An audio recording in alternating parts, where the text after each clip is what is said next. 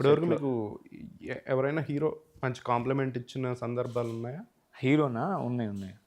Actually నాకు 'అడివిశేష్' గారు ఉన్నారు కదా! ఆ! యాక్చువల్లీ 'హిట్ 2లో చెయ్యాలి నేను. ఆ! అందులో ఆయన పక్కనే చేయాలి. అది కోవిడ్ రావడంతో నాకు ఆఫర్ మిస్ అయిపోయింది. ఓకే. సో, అయితే లక్కీలీ నేను డే 1 షూట్‌కెళ్ళా. షూట్ కలవడానికెళ్ళా. హ్మ్. మామూలు డైరెక్టర్‌ని, కో డైరెక్టర్‌ని గాని కలవడానికెళ్తే, ఆ రోజున ఫస్ట్ డే షూట్ కదా! సో, షూట్ ఏం జరగట్లే పెద్దగా. చాలా రిలాక్స్‌గా ఉంది ఫస్ట్ డే కదా! హీరో గారి మీద పెద్ద సీన్‌లు లేవు. హ్మ్. నేను ఒక కుర్చీలో కూర్చున్నా అక్కడ. కుర్చీలో కూర్చుంటే ఈలోపు అడివిశేష్ గారు వస్తున్నారు. షార్ట్ అయిపోయి. నేను లెగిసి వెళ్ళిపోతున్నా. "ఏయ్! ఎందుకు లెగుస్తున్నావు?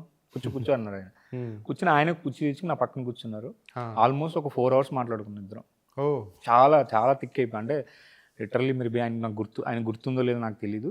ఒక 4 అవర్స్ సినిమాల గురించి, నా లైఫ్ గురించి, ఆయన లైఫ్ గురించి, ఆయన నాకు ఇచ్చిన మోటివేషన్ అదంతా ఇంత కాదు అసలు. ఓకే. ఆయన ఇచ్చిన అంటే ఆయన ఏమన్నారంటే